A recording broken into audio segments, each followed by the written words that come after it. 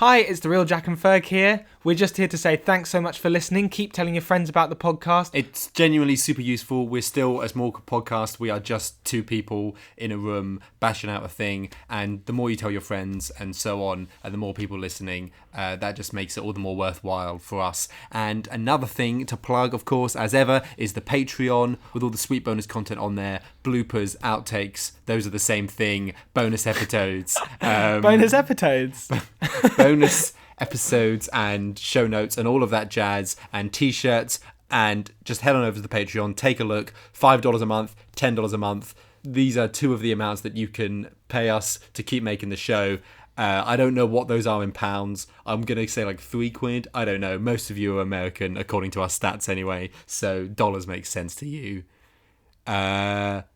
Is that everything we have to plug? I think that's about everything. I just want to note that on the most recent outtakes, there's a good 2-minute chunk of Ferg just doing Gary Sandwich voice and just like free associating. Yeah. And it is weird. It's for the bit in the Christmas episode where Gary is talking on the phone while Jack and Ferg argue. And it ends up we only needed like 20 seconds. But I recorded a lot more thinking we need more.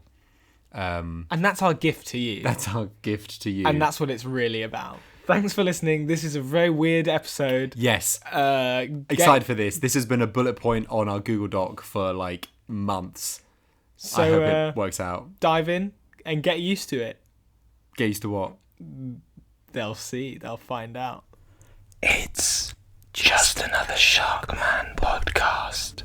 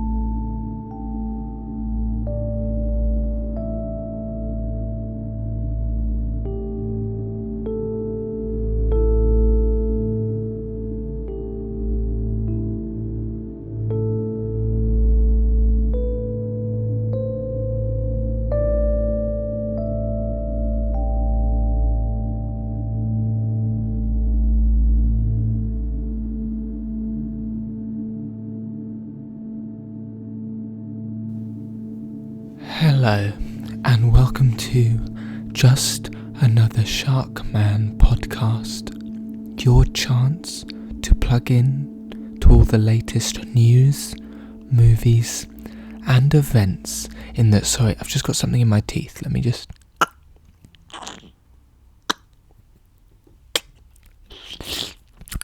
There it is. All the latest news, movies, and events in the Sharkman film franchise. My name's Jack. I'm here with my best pal Ferg. Say hello, Ferg. Hello. And today is a very special ASMR episode. That's right, listeners. What we wanted to do was we wanted to get some more downloads and more listens. And Ferg said, oh, well, people love that tingly feeling. It's a market we haven't tapped into. The people who love that tingly feeling. I've never personally experienced the tingly feeling. Jack, how about you? Have you experienced the tingly feeling? I feel it constantly, Ferg. Yeah. I didn't know it was possible to not feel it. Interesting. So what we've done, listeners, is we've written a story for you set in the SMU with full permission from Sharkman Studios, of course. So we're just going to be taking you through a few scenes where you interact with Sharkman trademark characters and moments and scenarios, but through the medium of ASMR, which of course stands for What was it? What does it stand, Jack? What does it stand for? Auto Shark Man Man relaxation. So, listeners, what we're going to do is we're going to ask you to sit back, relax, maybe slurp a milkshake like I'm doing right now, and enjoy this Shark Man story. We have to say that it is best, of course, if you listen to this through headphones to get that full immersive stereo experience. Obviously, it will only work with Sharkman Studios branded headphones. Otherwise, if you attempt to listen to it using any other headphones, they will break. They will short fuse and send electricity from one ear through to the other ear, going straight through your brain, and you will die. That's a clause we had to put in when we got the rights to do this Sharkman story, which I'm personally, Ferg, I'm very proud of. Me too. Also, I just want to pour one out for all the listeners who emailed in asking the other week if they had to use the Sharkman branded headphones when listening to our podcast. We weren't fully caught up on all the details, and we told you it was fine to use any set of headphones. So, to the friends, families, and ghosts of those listeners, we would like to say, our bad, I guess, but, you should have just used your common sense. But if you've got to this point in the podcast, you're not dead, so you can enjoy our Sharkman story. Before we start, Jack. Yes, Ferg. I'm just going to enjoy a spot of tea.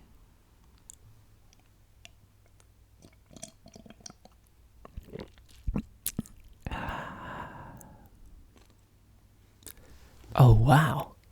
How did you spit that tea out again, Ferg, so silently? I was just drinking it for the podcast, Jack. I would never drink something that wasn't the official Sharkman branded energy drink. Sharkazade. Okay, listeners, I'm going to start. So, as we said, just lie back, close your eyes, and picture this. You are in your house. There's some Sharkman on the telly. You're maybe eating a bit of popcorn. A door creaks open behind you, but you don't look round. You're so interested in what's going to happen to the Squid Squad. You lean forward to listen in to a very appropriate and funny, but quite quiet quip made by one of the Squid Squad. You do that, Ferg. Well, boys, this pretzel sure pairs perfectly with my whiskey. Yeah, that is such a classic line, Ferg. And then, abruptly, you are hit on the head and kidnapped. You wake up. You're only half conscious, but you hear that someone is tying you up with tape and zip ties.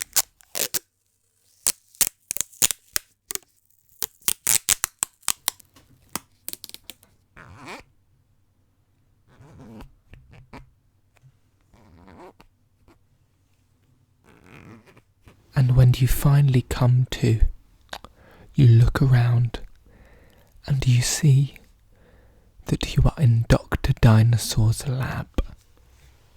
Dr. Dinosaur's laboratory. You look down and you are no longer tied up. You are just sat there. You look back up and you see Dr. Dinosaur walking down the hall towards you. As he is wont to do, since he is a man of science and also a dinosaur, he scratches his chin with one of his claws. He says, "Sorry about that. I wanted to find you, but I didn't have a phone."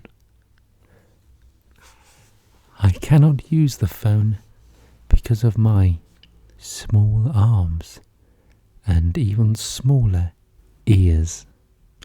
That's right. If you were living in the real world, this could only be a dream. But here, in the Sharkman universe, SMU. Dr. Dinosaur is your friend. And he needs you to work on a special, super secret science project with him. Once more, that's a special, super secret science project. He slips out a little vial and puts it on a Bunsen burner.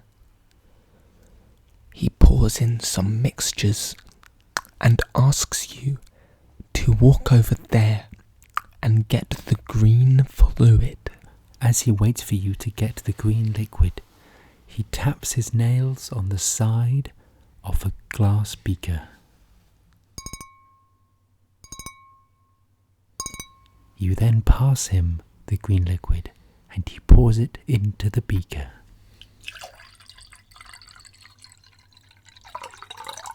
He smiles at you and says, "Thank you, friend. This magical potion will make Sharkman impotent." And then Dr. Dinosaur says, "I just need to do some calculations on my computer."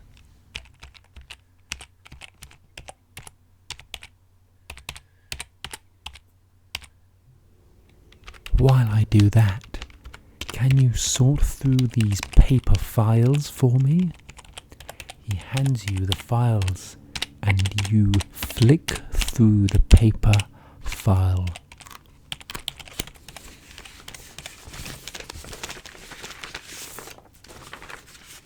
Until you find the exact page he's looking for. He takes the paper from you. He puts on his reading glasses and says, "Yes, this is just the information we needed. This will make Sharkman impotent. Impotent." It's later in the day now, and you're walking around a Sharkman merch shop. Sharkman merch shop.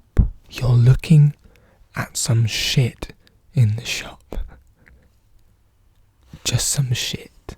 Just some plastic Sharkman shit. When your phone buzzes. Oh, it's a text from Prawn Boy. He says, "I'm feeling a little sick. Can you come over and look after me?" And you reply, "Yes, Prawn Boy. I will provide assistance to you since you are so exceedingly sick." You hang up and lock your phone. Again, if this was the real world, you wouldn't be friends with Prawn Boy. But in this world of ASMR, you are his best friend. God, Jack. What, Ferg? I wish I was Prawn Boy's best friend. Me too. I wish I could live in this ASMR world. I wish I knew where he lived. I'd ring on the doorbell, open the door, go up the steps and say, "Hello, Prawn Boy. How are you feeling?" Anyway, yes, listeners, that's what you do. Oh, right, yeah, that's what you do. Listeners, not me. He calls you over to the bed and he asks you to pick up a hot, wet flannel and you place it on his forehead. He asks you to make him up a lemsip. You pour the water into the kettle. You close the lid. You boil the water.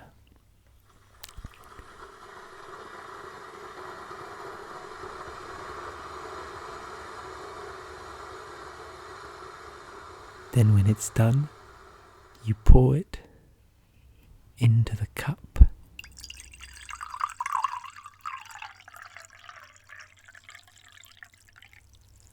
And then stir the powder.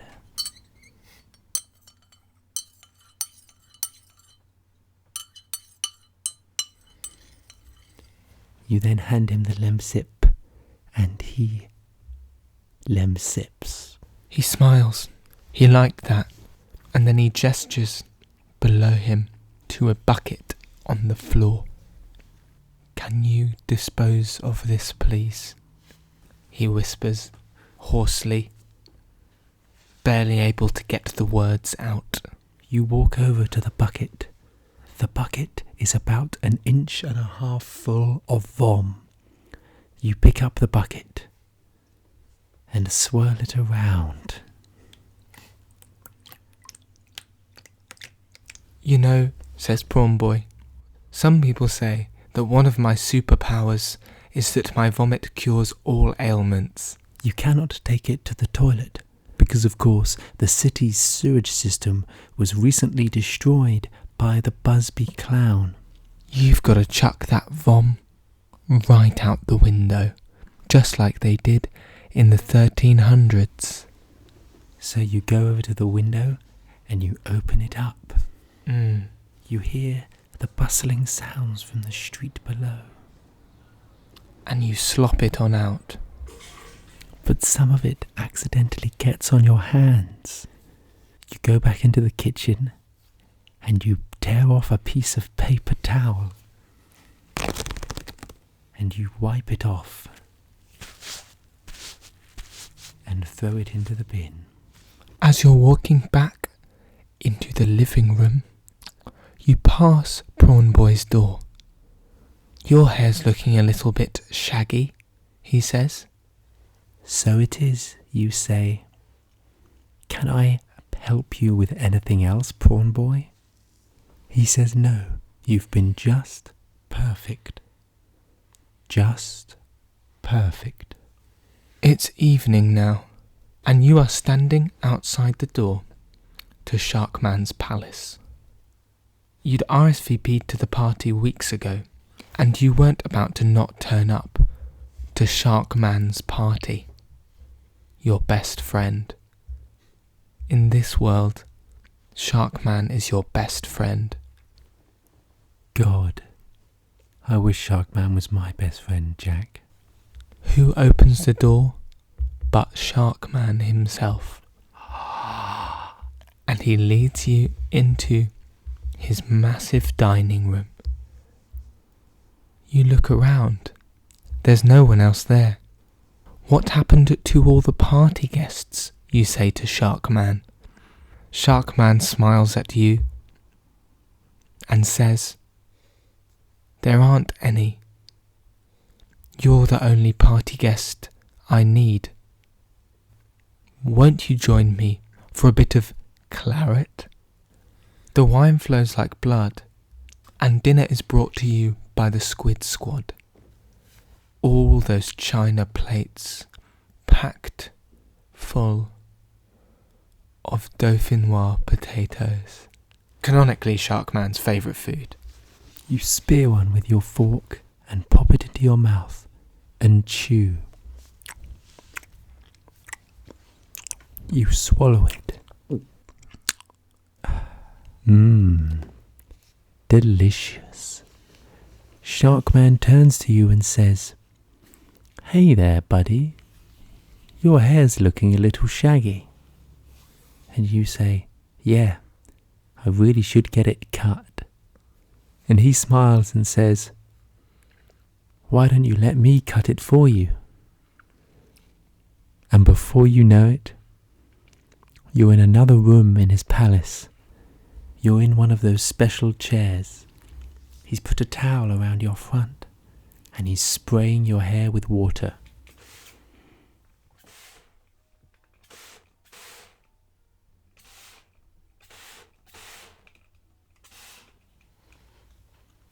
Then he starts massaging your head. And it feels lovely. He starts combing his fingers through your hair. Sharkman says, "You going anywhere special on holiday?" And you say, "Yes, I'm going to the Bahamas." And he says, "You really ought to go to SharkCon, the Sharkman convention." And you say, "Yes, I'm going to go to SharkCon. I bet it's brilliant." "You'll never want to leave," he says. Then Sharkman gets his scissors out and starts cutting your hair. Wow. Wow. Wow. After he's finished cutting your hair, he turns you around, puts your head into the sink, and starts shampooing and washing your hair. "What else did you get up to today?" said Sharkman. "Well, Prawn Boy was sick, so I helped him dispose of his vomit," you say. Sharkman sniffs the air. "Anything else?" he says, cheerily. "Well, I did spend some time with Dr. Dinosaur," you say. And you tell him about how you worked on a potion that would make Sharkman impotent. He stops washing your hair. He turns off the tap. "What the fuck? You helped make the potion that made me impotent? He gave me that potion today. At midday. He snuck it into my soup, and now I'm impotent. How could you?" Sharkman is holding a shark now, is flopping about in his hand, and he is about to launch it into your fucking face. He says, "This is what you get. This is what you get when you mess with Sharkman. You die." "But wait," you say, and you hold up a single finger. The one finger on your hand that you hadn't washed the vomit off from Prawn Boy. "You can kill me. But first, have a little lick of this." Sharkman approaches. At first he seems suspicious, but then he smells your finger, realizes that it's vom, and happily licks it off. And then, without even checking if he was cured, he shouts, "I'm cured." Sharkman embraces you, and you can hear him breathing in your ear.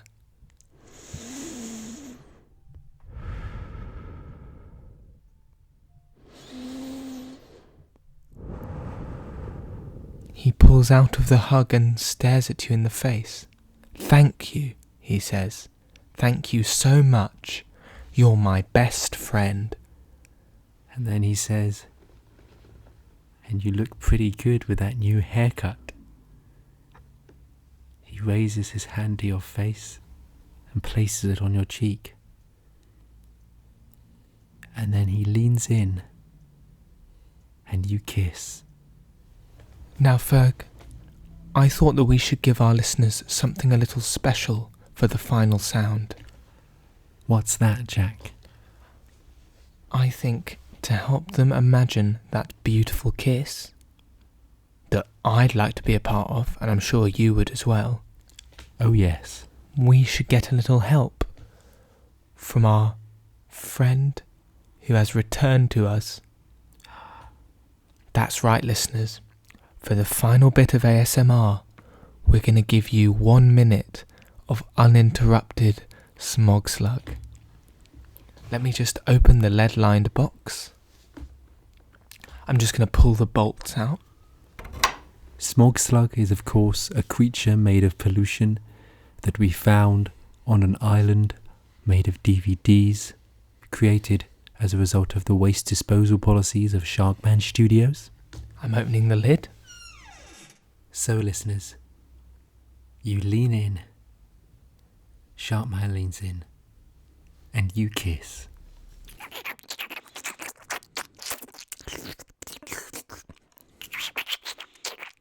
Ferg, What? holding Smog Slug, it really hurts my hand, Ferg. Because of how he's a demon creature made of pollution. He's squeezing my hand and I cannot feel my hand anymore. Okay. It really hurts. Can you take Smog Slug for a bit while the kiss keeps going?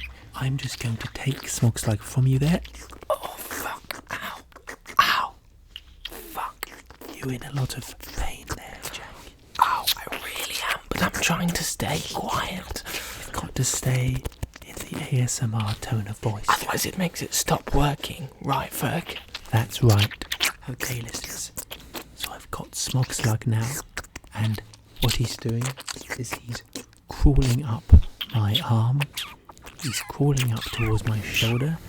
And now, listeners, Smog Slug is digging his fangs into my shoulder. He's digging his fangs into my shoulder. Tingle. Crispy. Perfect. Click. Stipple. Oaken. You're doing a good job there, Ferg, of saying all the activating ASMR words while Smog Slug is literally biting your fucking shoulder off. I'm in an awful lot of pain, listeners. And now I'm just going to release that in an ASMR appropriate scream.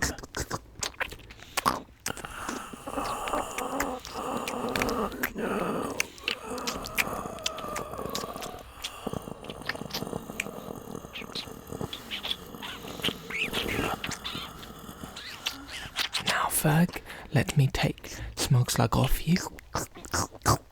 Ah, there we are. And oh no, it's gone. Disappeared through my hands. I can't see Smog Slug anywhere. Oh no, that's always a bad sign. There's always something bad happens when that happens. I'm very worried. Smog Slug will appear around the room and probably attack us. Listeners, while we wait for Smog Slug to reapparate, I am bleeding a lot from where he bit me. Here is the blood coming from my shoulder. Ferg, just open your mouth a little wider. Yep, Smog Slug is in your throat right now. Is he inside my head, Jack? Smog Slug seems to be working his way up into your head. I think he's in my brain. Smog Slug is all. We serve Smog Slug. Smog Slug is Lord. Smog Slug is God. I'm just going to give you a slap, Ferg. Praise be. I'm just going to give you a slap just so you know that's coming. I'm just going to do it now. Okay, listeners, Smog Slug is scrabbling around on the floor. I don't know what to do. I feel very scared. Ferg? Yes, Jack. Just a thought has occurred to me while Smog Slug is biting my leg very hard, is that in the new lead-lined box that we were given, there is a remote. It just says controls, and on the front there is a big off button. Are you thinking that if we press that button, it will somehow turn Smog Slug off? Yes, I am thinking that as Will took Smog Slug half a year ago, and then presumably returned Smog Slug, they had done some experiment on the creature, allowing us to turn it on and off with this switch. So what you think they've done, while they've been experimenting on Smog Slug, Jack, is that they have done something useful and good, rather than dangerous, with Smog Slug. and that if we press this button, what it will do is a useful and good thing. Absolutely. What else could it be? Just to be clear, that red button Yes. with a circle on it Yes. and a line through the circle, Yes. that's definitely going to turn Smog Slug off and not activate something else. There's only one way to find out, Ferg, and it can't be worse than this. Smog Slug, of course, is still digging into your leg. I can see the bone. I'm just going to get the mic a little bit closer to the bone there. Let's just give it a tap. How does that feel, Jack? Ow. That hurts a lot, Ferg. It hurts more than anything I've ever experienced. I'm definitely going to press the button now. Let's do it. Okay, well, Smogslug has detached from my leg. That's good. Smogslug is on the floor, writhing about. And, Ferg, Smogslug seems to be growing. Yes, listeners, Smog Slug is growing larger and larger, whereas usually Smog Slug is about the size of a loaf of bread. He is now grown to the size of a large dog. Now he is growing larger and larger, and listeners, he has whipped out 2 smog tendrils, and they are wrapping around us. Ferg, I'm getting very scared now, and it is constricting me very tightly. Yes, listeners, we are being completely constricted by these smog tendrils as Smog Slug grows larger, and he has now just smashed through the Sharkman paper mache head we live in, and he is now growing to the size of a building. In the distance, listeners, people are screaming. It is a scene of pure chaos and hell. Hopefully, I will be able to edit most of that out in order to maintain the tone. Well, that's all for today. Thank you very much for listening, and we'll be back with more Sharkman news tomorrow, if we're still alive. Oh God. Oh God. Oh God. Oh no. God, he's destroyed the... This has gone horribly wrong. Oh God, This has gone horribly... Oh God, there's Ferg, blood the mic, everywhere. the mic!